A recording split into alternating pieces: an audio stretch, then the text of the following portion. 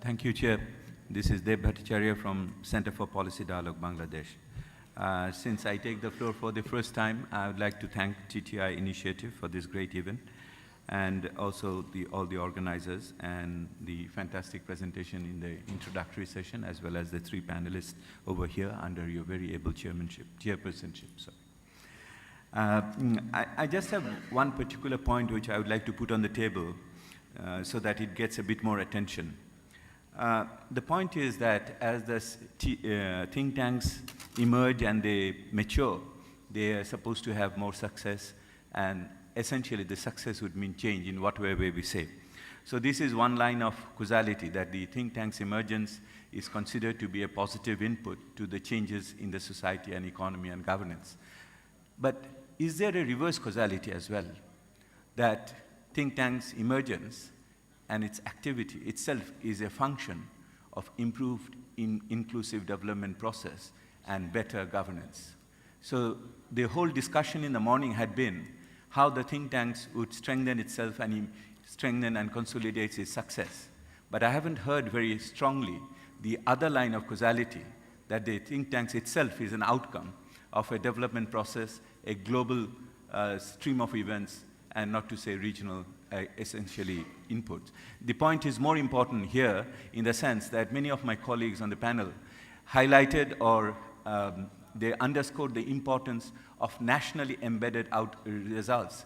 And they said it as if it sounded there is one unique national solution, because it is also a highly contested sector. So it is not that there is one national homogeneous set of people who are working towards a single outcome.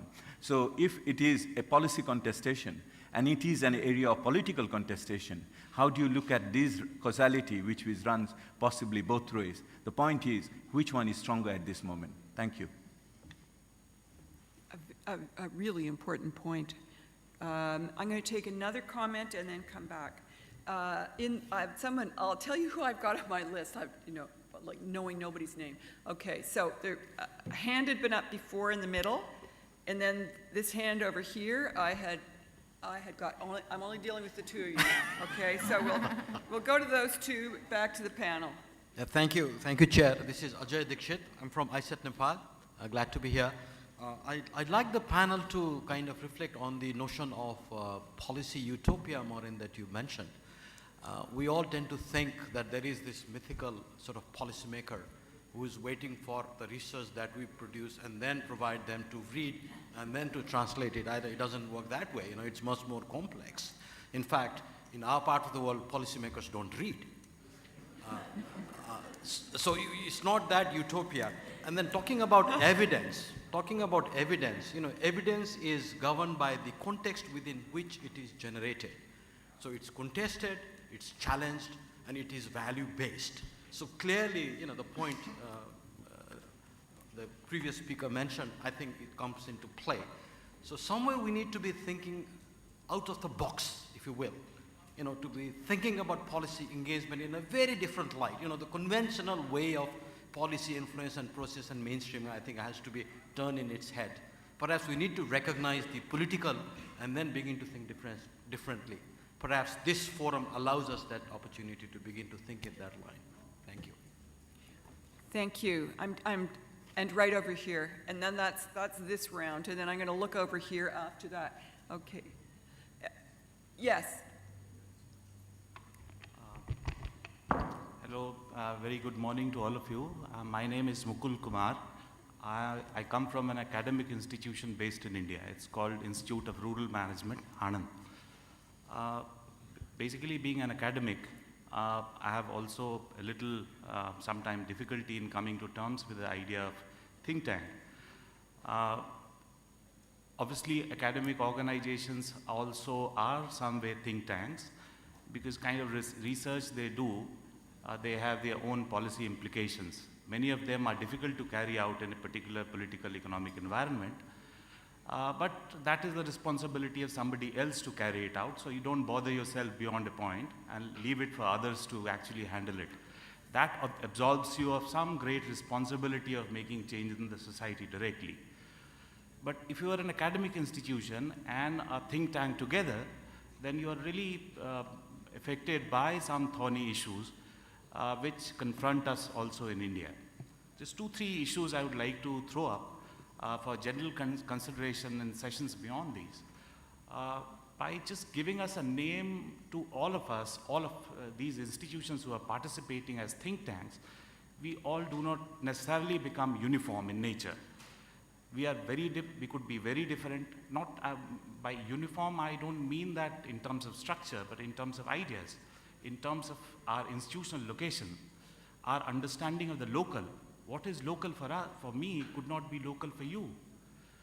So our perceptions are very different in terms of construction of a particular model, which could really help us, different communities to develop.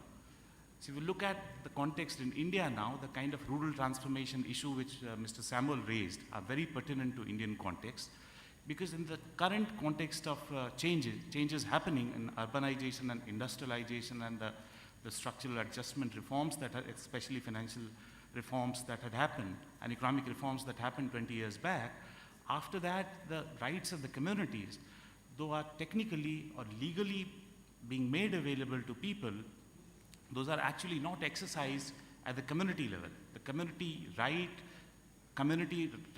to resources, local resources, are compromised in several ways.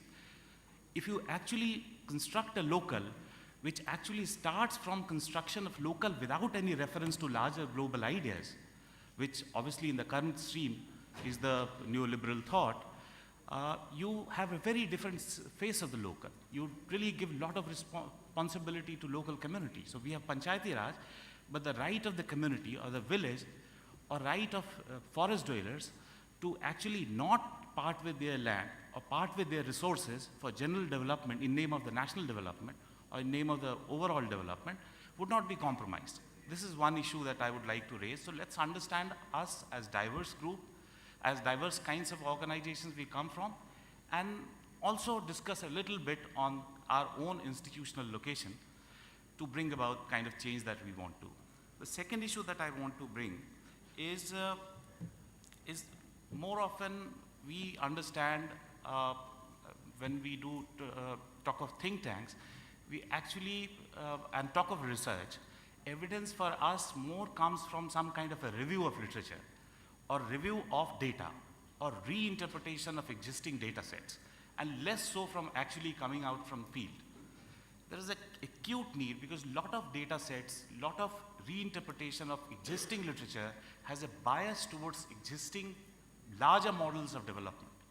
Global models of development which are very uniform in nature, which are actually broadly monolithic in nature, and not allow separate spaces or local spaces to do things. There's a need to actually go to the field. There's a need to actually approach the everyday sphere of people's lives, to look at stories of marginalization and deprivation, and not just limit us only to a review of literature. These two issues that came to my mind. Thank you. So what do we mean by local? But would anybody on the panel like to pick up on the last few comments before I go out? And I'm going over to this far side. Okay, you'll be next. Yes, Antonia? Thank you. I would just like to, my quick comments on the colleague who talked about the utopia policy-related. I completely agree. And I think policy influence is not only getting evidence from research and all that. It can be a simple conversation and changing somebody's thinking. So I consider even issues like dialogue and influencing the way people talk.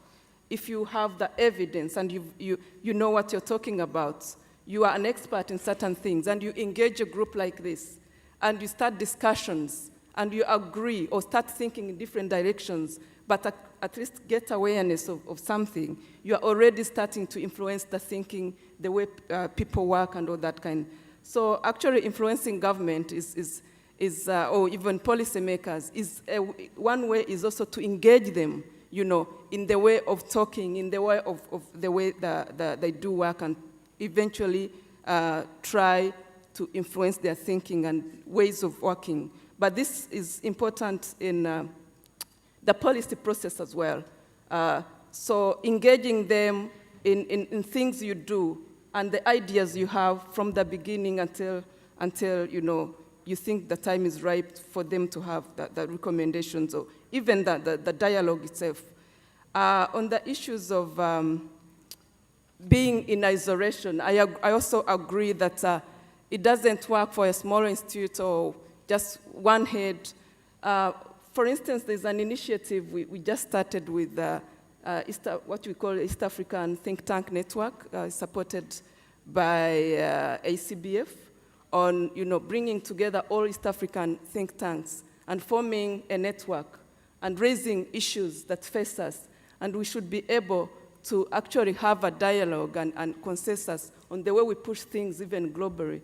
So that kind of idea is what we are trying to promote rather than working in isolation. So I think it's from a single think tank to colleagues, to government, to people you share interests, and then globally. So it's change or influence is something complicated. It starts with an idea, and then it goes in writing, and then recommendations. I would just say simply like that. Thank you. Samuel, did you have comments you'd like to weigh in with now? Yes, I'd like to say most of the comments are actual contributions to the debate which will be coming in the next 2.5 days. But let me also underscore that point that think tanks, we are diverse. We are located, positioned in society as players, like other players. We receive and give. We are not people who have all the wisdom, so others are just there to receive. Ours are one-way flow. It's a two-way flow. And in fact, some of the work we do, I've seen work which actually is behind what policymakers are actually dealing with.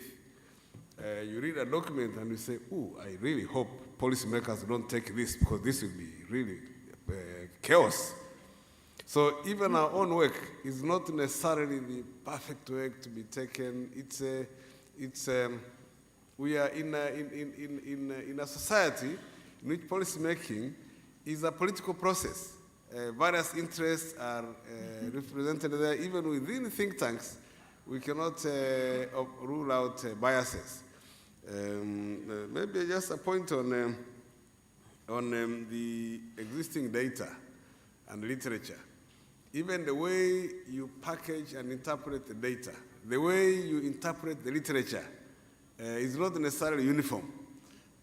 So understanding the political and socio-economic context in which you're operating, I think is extremely important in influencing even how you interpret literature, how you interpret the data, how you organize and interrogate the data which is existing.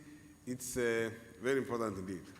So we are players among others, but we spend more time thinking on these issues probably than other members of society, hence think tanks, but we are not the monopolizers of knowledge. Thank you. Thank you. Ruth.